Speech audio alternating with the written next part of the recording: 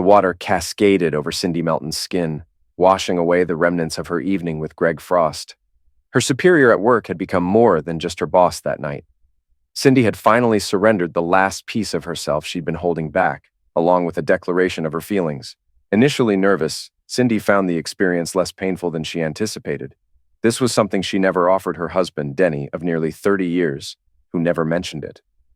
Cindy wondered if she was compartmentalizing her relationships, reserving certain aspects only for Greg. She pondered if there was any part of her still exclusively for Denny, as she had never considered infidelity before. Murdoch Holdings, a major investment firm, has a unique and secretive policy. Executives, who are all men, must engage into some form of relationship with a personal assistant. This unwritten rule, enforced for over 75 years, is a well-kept secret, with employees required to sign non-disclosure agreements. While most PAs are single, some are married and manage to keep their work hidden from their spouses. Cindy Melton, who had always been committed to her husband, Denny, and upheld her marital vows, never wanted to become a PA. However, when Greg Frost, a new executive hired from a competitor in New York, arrived, he initially resisted the firm's policy. Meeting Cindy, who had been temporarily assigned to him, changed his attitude. Cindy made it clear that she was happily married and had no intention of changing her commitment. "Just so you're aware, Greg," she said, "I'm only assigned to you temporarily until you choose a permanent personal assistant. There are many attractive young women available, and they would all be eager to work with you." "But I don't want any of them," he replied. "I want you. You're the most beautiful woman I've ever met, and you seem to be a consummate professional. You're the one I want. But you'll be expected to have a personal relationship with your PA, Greg," she said. "As I mentioned, I'm very happily married to a wonderful man. Also, I'm 49 years old enough to be your mother, and I have a daughter who just graduated from college." "You definitely don't look your age, Cindy," he said. "In fact, you look at least a decade younger. Here's what I propose. I'll choose you as my PA, but I won't ask for anything beyond a professional relationship. If nothing else, you'll receive a significant salary increase and considerable bonuses." She recognized he was correct about that. The company offered $50,000 bonuses to PAs every 6 months in addition to a substantial salary. "Okay, Greg," she agreed. "We can give it a try and see how it goes." There were many disappointed faces when Greg made his announcement, and a few people seemed quite resentful. Everyone was curious about what Cindy had that the others didn't. She told her husband she had been promoted and selected for an executive assistant role, but she never disclosed the specifics of the job. After nearly 30 years of marriage, Denny trusted his wife completely and celebrated her new position with her. Initially, Cindy and Greg maintained a professional relationship. They met in his office 3 times a week, on Mondays, Wednesdays, and Fridays from 4 to 5 p.m., for what was known as PA hours. Unlike other executives who were involved with their PAs, Greg and Cindy would sit on the couch in his office and chat, mainly about her family and her marriage. "Tell me about your husband," he asked one day during their meeting. "Denny, short for Dennis," she replied, "served 20 years in the Marine Corps. He was a military policeman and advanced to criminal investigations. He completed 2 tours in Middle East. When he retired, he'd established ties with the local police force, who then hired him as a detective. About a year ago, he was seriously injured while apprehending an armed robber. After spending months in rehabilitation, he received a medical discharge and a pension." "Wow," Greg said. "What does he do now?" "These days, he takes on some part-time work," she replied. "He serves legal papers and assists a friend with his private investigation business. He mentions it's mostly uneventful, but he doesn't have to deal with criminals up close anymore. Usually, he's just at home." "Sounds like he's quite an interesting guy," Greg said. "I'd love to meet him sometime. Why not come over for dinner?" she suggested. "Dennis enjoys barbecuing, and I'm sure he'd be happy to meet you. Our daughter Alicia is also in town, so you might get to meet her too." "That sounds great," Greg agreed. After checking with Denny, Cindy invited Greg over. Dennis grilled steaks, Alicia joined them, and they enjoyed a pleasant evening together. After Greg left, Denny remarked that Greg was nicer than he had expected, noting that Greg's influence seemed to have positively affected Cindy, who appeared happier with her job. Denny jokingly asked if there was anything romantic between Cindy and Greg, to which Cindy reassured him there was not, affirming her love for him. About a month after choosing Cindy as his PA, Greg spoke privately with Aaron Harkness, the executive who had recruited him, following a meeting. "Is something wrong, Aaron?" Greg asked. "Do you understand how things work with the PAs?" Aaron inquired. "Yes, I do," Greg confirmed. "Are you actually sleeping with Cindy?" Aaron asked. No, Greg responded. We've become good friends and I've met her family. She's married and says she doesn't want to jeopardize her marriage. I just want to respect her wishes. I get that, Aaron said.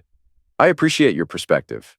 But the PA role was intended for a specific purpose. I don't want to issue an ultimatum, but you need to decide. Either become intimate with Cindy, choose a different PA, or we'll need to find a replacement for you. So I either have to be intimate with her, pick someone else, or be replaced? Greg asked, clearly taken aback. I'm afraid that's the case, Aaron said. Greg nodded and returned to his office.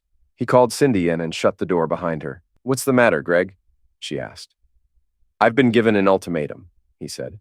I either have to sleep with you, choose a new PA and sleep with her, or I'm out of a job. Okay, she said. I'll step aside so someone else can take my place. No, he said, placing his hand on her arm. I don't want anyone else. I only want you. But there are plenty of younger, single women here who might be a better fit, she said. Cindy, you're the most beautiful woman in this company, he said. I want to be with you. She looked at him and considered his offer. Despite being much younger, he reminded her of Dennis when he was younger. She had also developed feelings for him. But what about Denny? She hesitated until he gently cupped her face and kissed her deeply. She responded passionately and soon began to undress. Once they were both without clothes, she rode him to a powerful climax, letting him finish inside her. She wasn't concerned about pregnancy since she had had her tubes tied after Alicia was born. Afterward, she was overwhelmed with guilt. She had just cheated on her husband of nearly 30 years. Until now, Denny had been the only man she had ever been with. She had broken her vows and become an adulteress. That was incredible, Cindy, Greg said. You're such an amazing woman. I could easily fall for you. She beamed at his praise and gave him a kiss before getting off him. I should probably take a shower, she said. I don't think Denny would appreciate me coming home with your marks on me.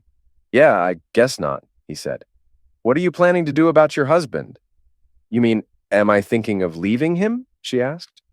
No, I'm staying with him. Even though we just had this moment, I love him deeply.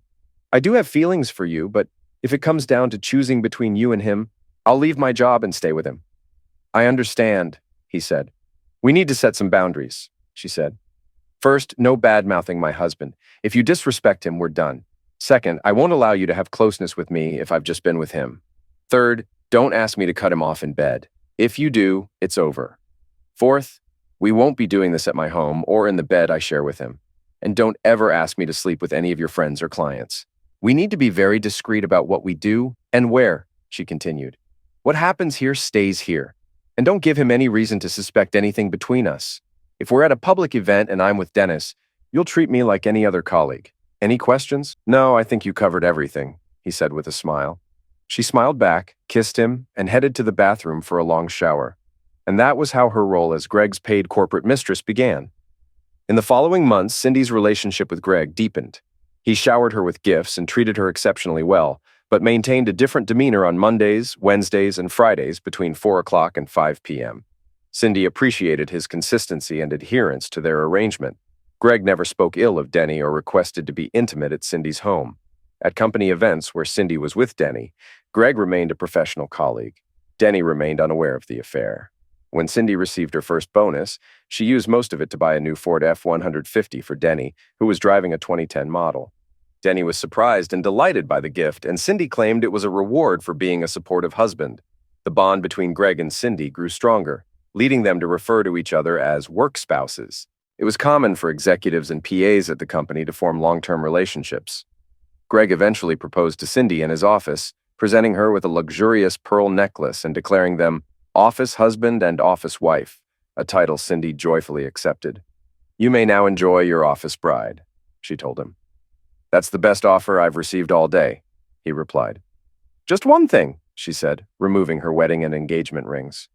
What are you doing? Greg asked. From now on, while I'm at work, I'll be your wife, completely devoted to you, she explained. When I'm home, I'll be Denny's wife, wholly devoted to him. She placed her rings in the top drawer of her desk and closed it. Now I'm ready, my office husband. Let's get started. Cindy and Greg's relationship grew closer. Greg, already wealthy, bought Cindy a new wardrobe and insisted she wear it at the office. She complied, changing clothes upon arrival and before leaving. She removed a photo of her and Denny from her desk to avoid reminders of her marriage. Their affair intensified, with daily encounters, mostly in Greg's office or condo. Cindy often stayed late, telling Denny she had deadlines, while actually being with Greg. During trips back east, Cindy and Greg shared hotel rooms, and she assured Denny they had separate rooms, maintaining secrecy. At 49, Cindy felt she had it all: a loving husband, a great job, and a passionate lover. However, she worried about how long this could continue, knowing Greg might eventually prefer someone younger. She also noticed Denny had become withdrawn, started smoking again, and stopped driving the new truck she bought, which concerned her. "Why are you still driving that old truck?" she asked. "Is there something wrong with the new one?" "I'm trying to keep the mileage down on the new truck," he replied. She attempted to probe further, hoping to uncover what was troubling him. "Denny, is everything okay?" she asked one day. "You've been unusually quiet. I'm concerned about you." "Everything's fine," he said in a flat tone. "Mac has me working on a case involving a cheating wife, and it's really getting to me." Mac was Mike McGregor, the private investigator Denny sometimes assisted. They had served together in the Marines before Mac started his own company after retiring from the police force. "I'm sorry to hear that," she said. "Do you want to talk about it?" "Not really," he said. "I just don't understand it. Why would a woman cheat on her husband and then say she loves him? If she wanted to be unfaithful, why marry him in the first place? Honestly, if it were me, someone would end up hurt." She recoiled at his harsh words and wondered if he truly meant them. "Well, you don't need to worry about that," she reassured him. "You know I'd never do anything like that to you." He stared at her for a moment before answering. "Yeah, I guess I'm pretty lucky, huh?" he said with a forced smile that lacked warmth. She smiled back, but in her mind, she started to question whether he knew about her relationship with Greg. Back in the present, Cindy finished her shower, carefully drying herself and brushing her hair to match its morning appearance. She took meticulous steps to cover up her affairs from Dennis, even using the same soap and shampoo she used at home. Dressed in her work clothes, she headed to the office and gave Greg a passionate kiss before leaving his office. Returning to her own office, Cindy unlocked her drawer to retrieve her rings, but was shocked to find them missing. She always stored them in a specific, secure part of the drawer, so their disappearance was inexplicable. She searched frantically, but there was no sign of them. Cindy rushed back to Greg's office, distressed. Greg immediately joined her in the search, but the rings remained elusive. He suggested leaving a note for the night cleaning crew to keep an eye out for them, reassuring her that they would be found. Cindy was worried about Dennis noticing the rings' absence.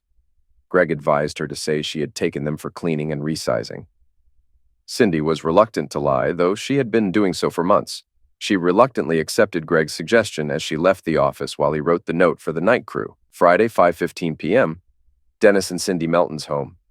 Dennis Melton, reflecting on his life, recalled meeting Cindy at the end of his first enlistment. Instantly smitten, he married her, respecting her choice to remain innocent until their wedding. Eventually, her father accepted him as a son-in-law, asking him to take care of my little girl, no matter what. Denny promised. For nearly 30 years, Cindy was a devoted wife, handling Denny's constant deployments and irregular hours. They faced hardships, including the death of their first child, Leah, from SIDS and 2 miscarriages. Despite these challenges, Cindy agreed to have her tubes tied after giving birth to their daughter, Alicia. After Denny retired from the Marine Corps and became a detective, Cindy worked at Murdoch Industries. They lived a stable life until Denny was severely injured in a bank robbery, leading to medical retirement. Following his recovery, Denny took a part-time job as a process server and became a licensed private investigator with restrictions on his work. Denny was thrilled when Cindy got promoted to assistant for a new executive and noticed she seemed happier and more relaxed. He was even more surprised when Cindy brought home a new pickup, paid for with a bonus from her job as a gift for his support.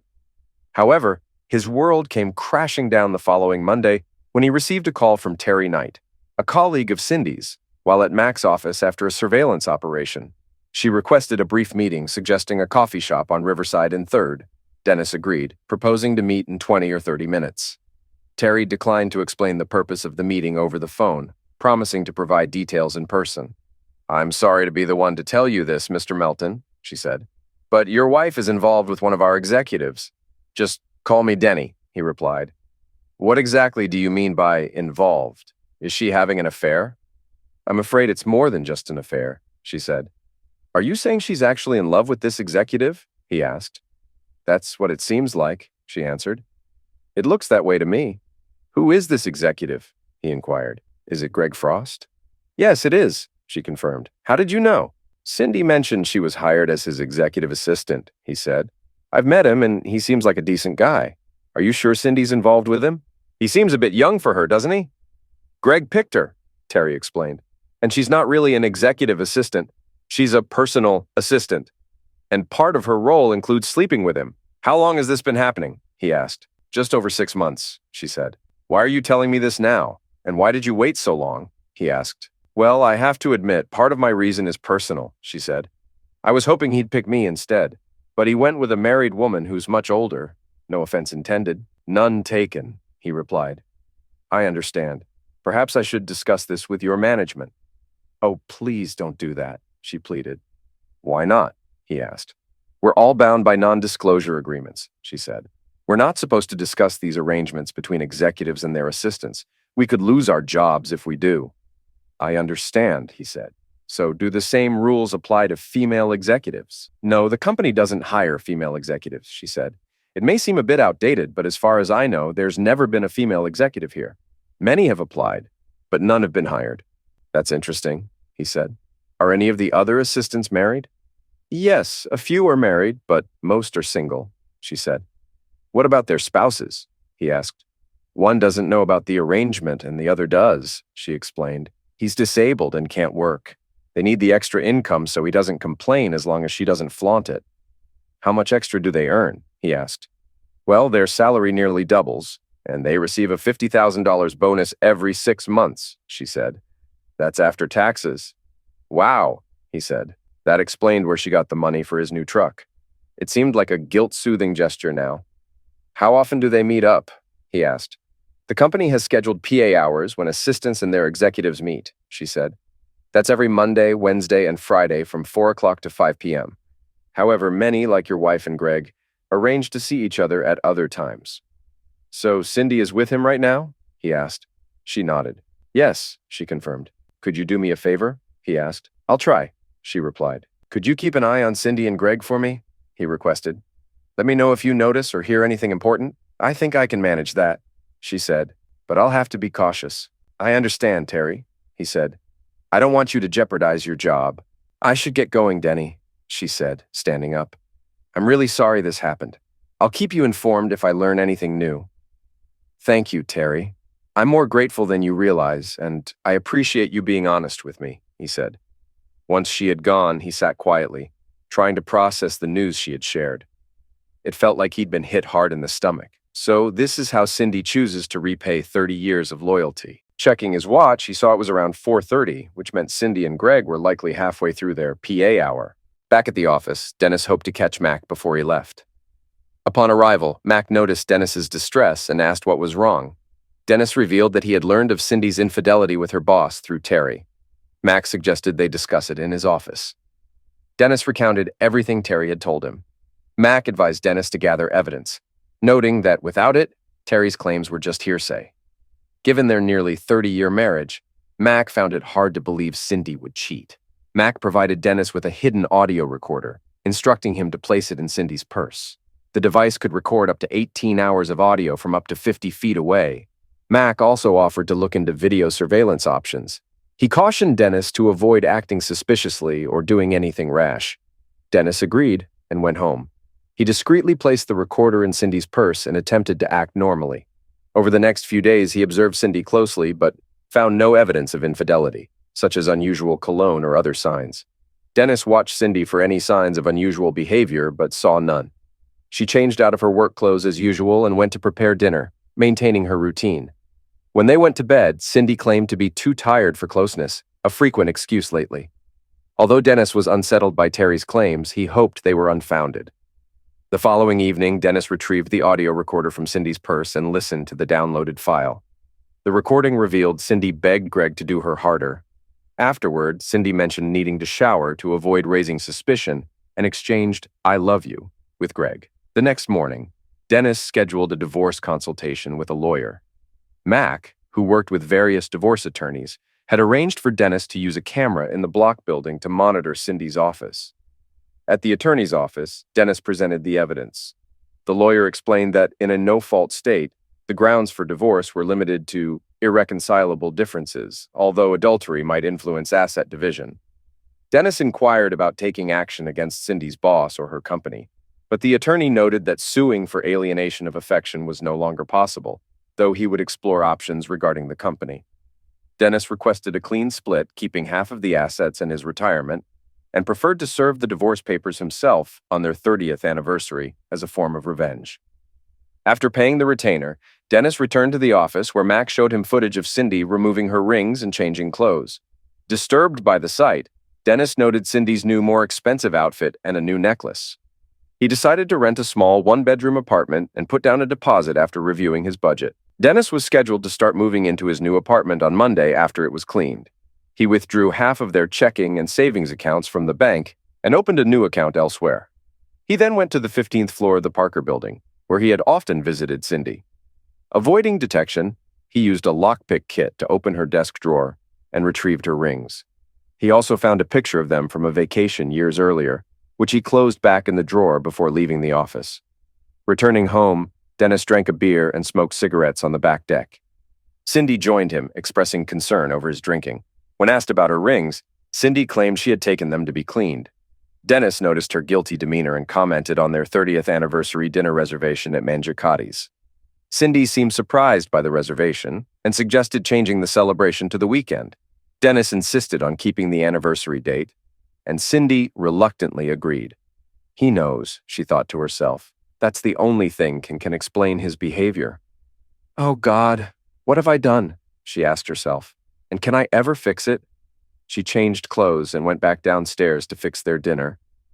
The next day, Denny listened to the latest audio from the device planted in Cindy's purse. His wife let Greg to do her in the a-hole.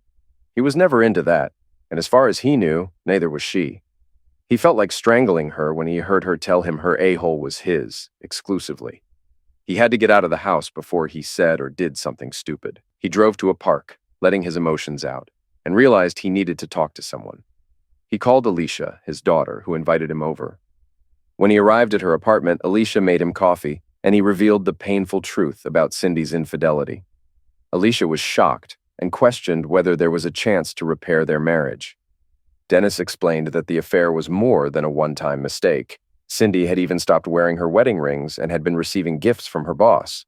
Her company encouraged this behavior as part of their executive compensation. The affair was with a younger man, Greg Frost, who was 30 and had a history of seducing older women. Alicia suggested that Frost might have an Oedipus complex, but expressed concern about Dennis's intentions towards him. Dennis acknowledged he couldn't sue Frost, but planned to ensure he faced consequences. After their discussion, Dennis felt a bit better. He realized he had been gone for over 2 hours and decided to head home. He walked into the house and took in the surroundings. Everywhere he looked, there were reminders of 30 years together, the last decade or so spent right here. The weight of the memories almost brought him to tears. Cindy was outside in the backyard, tending to her flowers as if nothing was amiss. He couldn't understand how she could cheat on him and then come home, acting like everything was perfectly normal. He shook his head and grabbed a beer from the fridge before heading outside. Taking a seat, he opened the beer and lit a cigarette. Cindy noticed him from the deck as he settled in, and she walked over to him. "Dennis, we need to have a talk," she said. "Oh? About what?" he responded. "About us. About everything," she said. "You've been distant, irritable, and off all week. You haven't told me you love me, and you haven't even touched your new truck. Did I do something to upset you?" Her question caught him off guard. He wondered if Greg had somehow influenced her behavior. "You tell me," he said. "Have you done something to upset me?" "Not that I know of," she said, avoiding his gaze. The thought of confronting her about Greg nearly drove him to snap. "But if I have, I'm sorry. I didn't mean to. Please, Dennis, talk to me. I hate seeing you like this. I feel like I'm losing you." "That's because you are losing me, you stupid hoe," he thought to himself. After a moment, she continued. "I know you're dealing with that case alongside Mac, and it's clearly stressing you out," she remarked. "Perhaps you should reconsider working with him if it's affecting you this much. I've never seen you so distressed about a case before." "It's nearly resolved," he replied. "It'll be finished soon." "I hope that's the case," she said. "I really don't like seeing you like this. It's tough on me too. How about letting me help you unwind tonight? It's been ages since we've done anything together. What do you think?" Denny pondered her suggestion before responding. She made a good point. It had been a long time since they'd been intimate, and after Wednesday, there was no telling when they'd have the chance again. Maybe, he thought, this could remind her of what she might lose. He smiled at her and then spoke. "Sure, that sounds like a great idea," he said. She beamed and kissed him. "I'll make it a night to remember," she promised. And it turned into a night neither would soon forget. Denny was more vigorous than he had been in a long time, his energy intense as he took his soon-to-be ex-wife several times. Not even Greg could match what Denny was doing to her, she thought. Then her husband surprised her by turning her onto her stomach and asking her to get on her hands and knees. "What are you planning, Denny?" she asked. "It's a surprise," he said, applying their combined juices on her rear. When she realized his intention, she tried to move away, but he stopped her. "No, Dennis, please," she pleaded. "We've never done this before. After 30 years, I think it's time we try something new," he said. "I'll be gentle. I promise." He slowly entered her from behind and was taken aback by how tight she felt. He thought to himself that they should have tried this much sooner. Cindy, on the other hand, was deeply unsettled. This was supposed to be Greg's exclusive area. Why had Denny suddenly decided to do this? She realized she couldn't exactly tell her husband to stay out of what was Greg's domain, so she tried to relax and accept what Denny was doing. "Oh my God," she thought, as he pushed further inside her. After their final climax, Dennis withdrew and went to the bathroom to fetch a couple of warm washcloths, one for himself and one for Cindy. He handed her a washcloth while he cleaned up. For a moment, he thought she might start crying. "Why did you do that?" she asked. "You've never shown interest in that before." "Your rear looked so tempting, I just couldn't resist," he replied. "I didn't hurt you, did I? I'm sorry if I did." "No, you didn't hurt me. You just took me by surprise," she said. "You were incredibly intense. What brought this on?" "You did," he answered. "You looked so alluring I couldn't control myself." She smiled and hugged him. "I love you, Dennis Melton," she said. "I hope you never forget that." "And I love you too," he said. They drifted off to sleep in each other's arms, feeling content. Denny wondered if this might be the wake-up call she needed. They slept in late on Sunday, and Denny headed downstairs for a bacon and egg breakfast. "Good morning, sleepyhead," Cindy said. "I hope you slept well last night. I sure did." "I'm still feeling the effects of what you did," he smiled, trying to mask the discomfort he felt. "I'm glad," he said. "Looks like the old man still has some tricks up his sleeve." "Yes, I slept better than I have in a while." After breakfast, he went out to the backyard and started up his lawnmower, possibly for the last time. He mowed the lawn and put the mower away, taking a final look at his work. He would miss this yard, he thought. They were intimate again that night, but Dennis avoided Cindy's rear end since she was still a bit sore from the previous night's activity. That was fine with Dennis. Simply knowing that Greg Frost's exclusive area was no longer off limits was enough satisfaction for him. After they finished, Cindy rested her head on Dennis's shoulder. "Please don't forget how much I love you," she said. "I'd be completely lost without you." "I love you too," he replied. It was true. He still loved her, which made her betrayal all the more painful. That night, before heading to bed, he decided to place an audio device in her purse, hoping she would tell Greg that their relationship was over. Monday, 2 days before D-Day, Cindy felt rejuvenated when she left for work that morning. After preparing a nice breakfast for herself and Denny, she kissed him goodbye and practically skipped out of the house, a wide smile on her face. Watching her go, Denny hoped she would make the right choice. When she arrived at work, she breezed into Greg's office, picked out a lovely dress for the day, and changed into it, putting on the necklace Greg had given her when they became office spouses. She greeted Greg with a warm hug and a kiss. "You're in a great mood this morning," Greg remarked. "I assume you had a good weekend?" "The best," she replied. "Denny and I reconnected this weekend, and it was amazing." "I see," he said. "Did he leave anything for me?" She laughed. "Oh, there's plenty here for you, my office husband," she said. "Everything okay at home, then?" he asked. "Yes, now it is," she said. "But I think we need to be extra cautious." "Oh, why?" Greg inquired. "I think he's becoming suspicious," she said. "He was in a terrible mood all last week dealing with a case about a cheating wife, and it really got to him. He didn't even drive his new truck once." "You don't think he might get violent, do you?" "I mean, he did serve in the Marines and was a cop for over 10 years, Greg said. "Of course not," she said. "Denny's a softie underneath. Don't let his tough exterior fool you. By the way, I'll need to skip PA's hours on Wednesday. Why's that? Greg asked. That's our time, you know. I understand, but it's my 30th wedding anniversary, she said. Remember what I mentioned when we first started this? If I had to choose, it would always be him. I'm not going to ruin our anniversary. I suggested moving it to the weekend, but he refused. Besides, he's already booked a table at Mangiacotti's. At least he has good taste, Greg commented. Of course, she replied. He married me, after all. Greg laughed, lifted her up, and kissed her. Yes, he did, Greg said. Well, since it's your 30th anniversary, I think we can work something out. Maybe you and I can take a weekend trip somewhere. Deal, she agreed, but not too soon. I want to make sure Denny is past his mood first. Something's really bothering him, and I hate seeing him like this. Do you think he knows about us? He asked. I'm not sure, she admitted. Maybe. That's why I think we need to be cautious for a bit. By the way, what did you tell him about your rings? Greg asked. I told him what you suggested, she said. That I took them to be cleaned. And he believed that? Greg inquired. Yes, Cindy confirmed. Has anyone found them? No, he said, shaking his head. No one turned them in. And apparently no one saw anyone coming into the office on Friday afternoon. Any idea what could have happened to them? She asked. He shook his head. I have no idea, he said. I'm as puzzled as you are. I'll keep looking and asking around. They must be somewhere here. Okay, she said. If nothing turns up, maybe I can buy a replacement set. If necessary, I'll take you to get a new set, Greg said. Since it happened in my office, I feel somewhat responsible. That's very kind of you, Greg, she said. But this is on me. I'm the one who took them off and put them in my desk drawer. It's fine. I can put them on my credit card. Anyway, I should get to work. Speaking of work, Greg said, there's something I wanted to discuss with you. What's that? She asked. Since we're office spouses and you've already committed to me fully at work, I was wondering how you'd feel about adopting my last name, he asked. Just in the office, of course. The other executives have been discussing it for a couple of weeks, and they might make it a policy. Cindy paused to think, then smiled.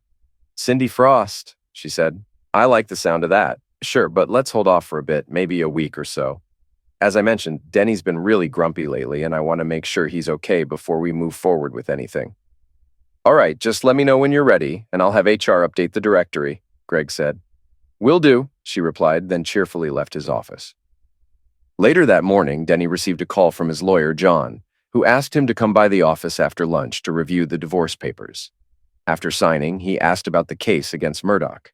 John presented another set of papers for a claim of intentional infliction of emotional distress, explaining that it met all legal criteria due to the company's actions contributing to Denny's marital breakdown. John had set the claim amount at $30 million to attract attention, though he anticipated a lower settlement. He offered to take 10% of any settlement, given Denny's connection with Mac. They agreed to file the papers on Tuesday and serve Cindy on Wednesday morning. Denny planned to meet John at Murdoch at 9:30 a.m. to proceed with the case. On Tuesday, Greg Frost sat at his desk and thought about the current state of his life. He had a great job that paid a lot of money, and better yet, a warm, willing, and beautiful older woman for a toy. Cindy had just left the office to get their lunch. He knew that after they ate, they'd be turning their attention to each other.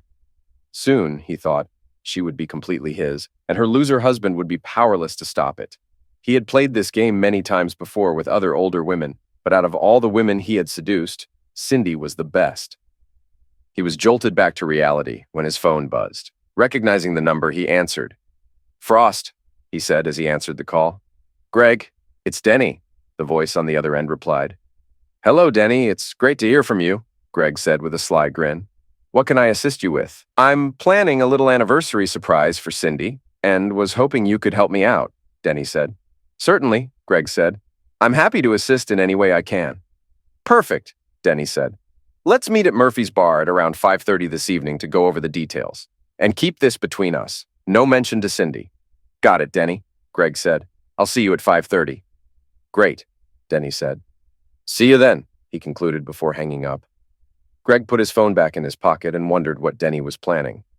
Maybe, he thought with a grin, I'll leave a little surprise for Denny, which he'll find in Cindy's V later. He then turned to his computer and began searching for male chastity devices. After work, Greg went directly to Murphy's and parked in the lot. The small bar was located at one end of a strip mall in an older part of town. Though he didn't feel entirely at ease in this area, he figured it was still early enough. He entered the dimly lit pub and saw Denny seated at a table on the far side of the bar. Two rugged-looking men at another table watched him closely as he made his way to Denny. Denny had a laptop open on the table and was typing when Greg arrived. He paused his typing and looked up as Greg took a seat across from him. "Right on time," Denny said. "I appreciate punctuality. Would you like a drink?" "Yeah, a beer would be great," Greg replied. Denny signaled to the bartender and ordered 2 beers.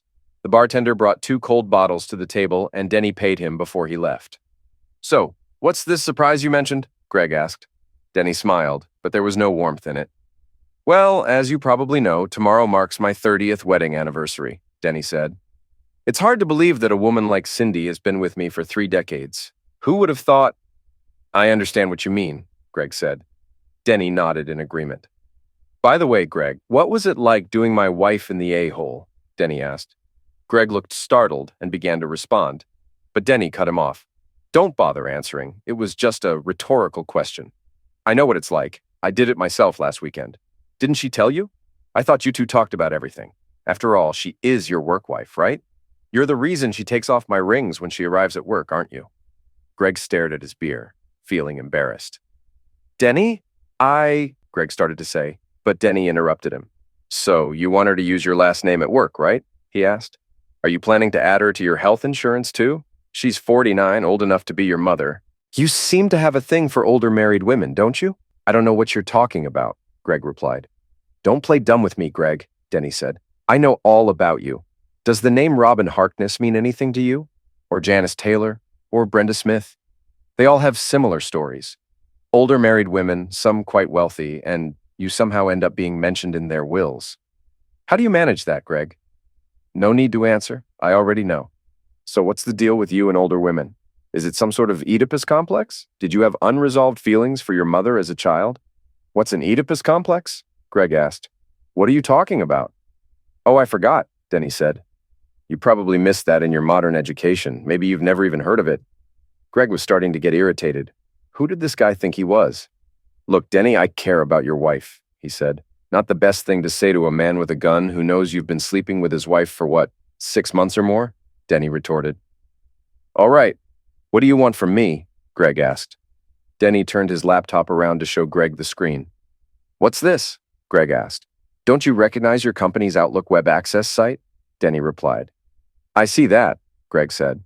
"But what's on the screen?" "That's your resignation letter," Denny said. "Effective immediately. I've already included the email addresses of your superiors, board members, and HR department. All you need to do is sign electronically and hit send. Then you can leave." "I've got a better idea," Greg said, his face reddening.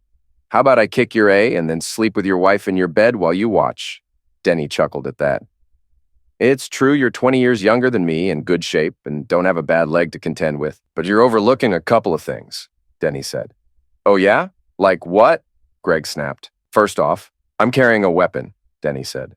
"Second, I've been in law enforcement longer than you've been alive. Along the way, I've learned a few things, like how to make someone like you vanish without a trace.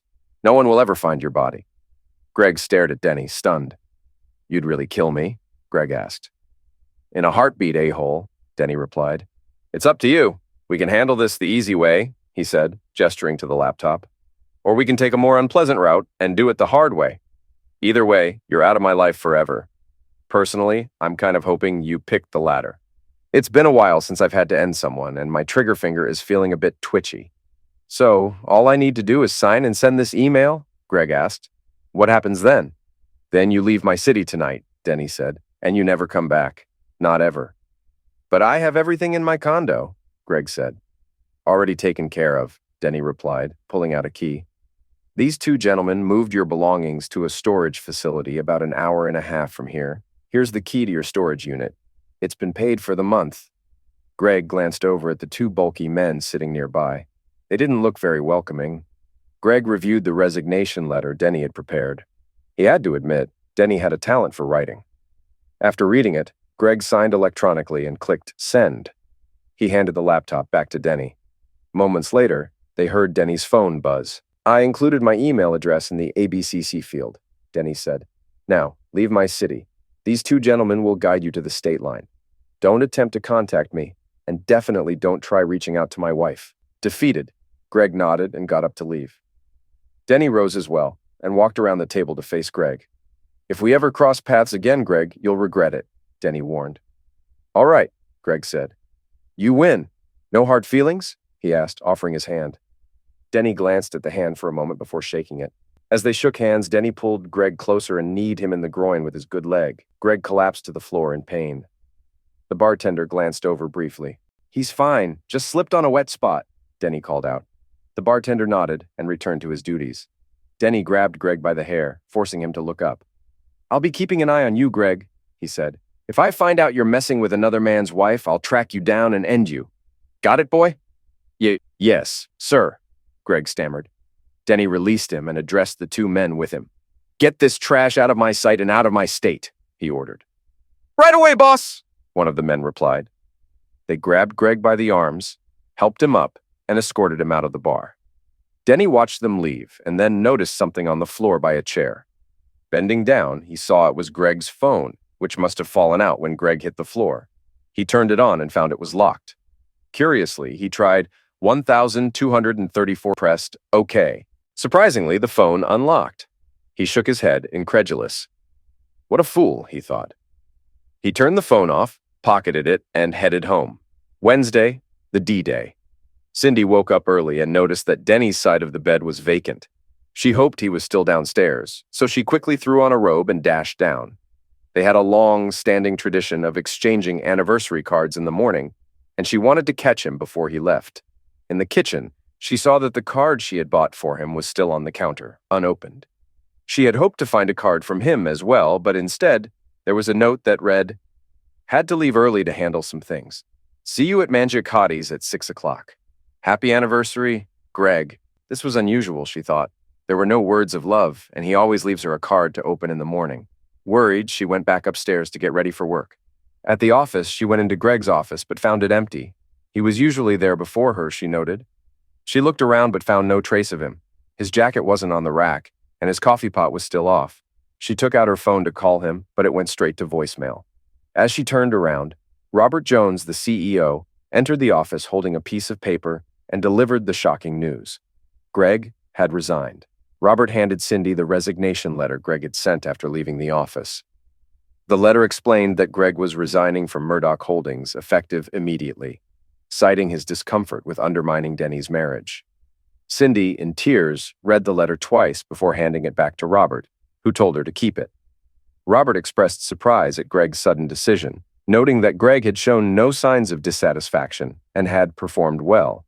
He asked Cindy if she had discussed anything with her husband, to which she replied, no. Understanding the emotional impact, Robert suggested Cindy take the rest of the week off, assuring her that her position was secure. In the parking lot, Denny and John watched from John's car as Cindy, clearly upset, got into her car and drove off. John looked at Denny and asked, Are you ready? Let's go, Denny said. They exited the car and walked into the building, taking the elevator up to the executive suites at Murdoch Holdings. Upon reaching the floor, a receptionist attempted to stop them from entering Robert's office, but Denny flashed a badge, allowing them to proceed unimpeded. Robert looked up, clearly startled, as the two men entered his office without knocking. Who are you two? He asked. What's the meaning of barging in here like this? Mr. Robert Jones? Denny inquired. Yes, that's me, Robert replied. Denny took out a manila folder and set it down on Robert's desk. You've been served, Denny announced. Served? Robert asked, visibly stunned. For what? It's all detailed in the paperwork, John answered. Your company and its top executives are being sued for intentional infliction of emotional distress. What? Robert said. Are you out of your minds? What are you talking about?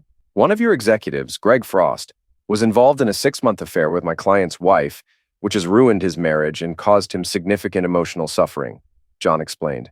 Furthermore, your company pressured him into this illicit relationship to keep his job. As a result, my client is seeking $30 million in compensatory damages. Now I'm certain you've lost your mind, Robert said. First of all, Greg Frost no longer works here. He resigned last night. He turned to Denny and added, Wait a minute, I recognize you. You're Cindy Melton's husband, the retired cop who got hurt. Are you representing him? That's correct, Denny said. Robert's face flushed with anger as he looked at John. You can take this ridiculous lawsuit, And shove it where the sun doesn't shine, Robert said. Then you can watch while my lawyers rip this defamatory nonsense to pieces. Mr. Jones, we've got audio, video, and eyewitness accounts backing up all our claims, John said. And you know the saying, discovery can be ruthless. You're well aware of the damage this lawsuit could inflict on your business. Just imagine the fallout when people learn that your company has been forcing its executives to engage in illicit affairs with their assistants for over 75 years. And what about the fact that there isn't a single female executive here? I've spoken to several highly qualified women who applied for executive roles only to be told they weren't suitable. Trust me, Mr. Jones, I'll be outside the courthouse every day, broadcasting to the media about how Murdoch discriminates against women and wrecks its employees' marriages. We also know you're paying your PAs up to $100,000 a year for favors with their assigned executives. That sounds a lot like sleeping services, which is illegal in this state. I'm sure the DA would love to get their hands on that. So, if you want to file a countersuit, that's your choice. But it's going to cost you a lot more. We're both reasonable people and open to considering a fair counteroffer. What do you say? John said. Robert, stunned, listened in silence as John laid out his position. After a moment, Robert looked at Denny. How long have you been married to Cindy? He asked. Today would have been our 30th anniversary, Denny said. But instead of celebrating, I'll be serving her with divorce papers tonight. Robert's demeanor softened slightly at this revelation. He turned back to John. All right, you've made your point, he said. How about $3 million to settle this? Will that make it go away? John glanced at Denny before responding, then looked back at Robert. That $3 million is after taxes, John said. Robert sighed deeply before responding. All right, he said. Is there anything else?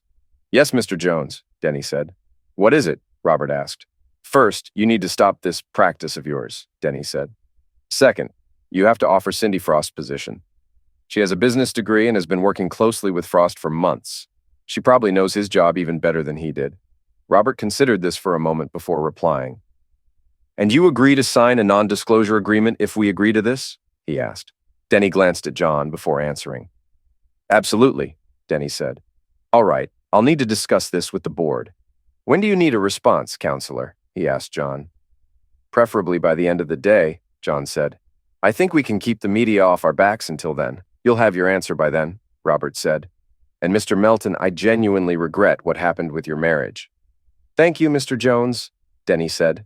They shook hands, and then John and Denny left. Well, that went better than I expected, John said once they were back at his car. Yeah, it did, Denny said. Just one more thing I need to take care of. Trust me, you'll be all right, John said. Just give it some time. Denny nodded in agreement. Cindy parked her car and rushed to the elevator for Greg's condo, but upon arriving, she found it empty. After searching the place and calling his name with no response, she drove home in tears. She spent the rest of the day crying, then began preparing for her evening with Denny. In the master bedroom, she was shocked to discover that many of Denny's clothes were missing from the closet and dresser. Panicked, she reassured herself that it was just a mistake or a joke. After a shower and makeup, she forced herself to believe that Denny wouldn't leave her. Arriving at Mangiacotti's, Cindy noticed Denny's old pickup in the parking lot and hoped the evening would resolve everything. Inside, she was led to a secluded table where Denny awaited, dressed in a suit and ready for their meeting. He seated her just as he always did, and then took his place across the table. They ordered their meals and a glass of wine. They made small talk and exchanged pleasantries as they ate. After finishing their meal, Cindy lifted her glass. To 30 years of marriage, she said. Denny nodded and took a sip. Cindy continued, and to another 30 years of wedded bliss, before taking a drink herself. Denny shook his head and set his glass down. Cindy stared at him, stunned. I'm sorry, but that's not going to happen, he said, his voice heavy with disappointment. What? She asked, clearly shocked. Why not? You're not naive, Cindy, he said, and neither am I. I just need to ask you two things. Why and how long were you planning to keep deceiving me?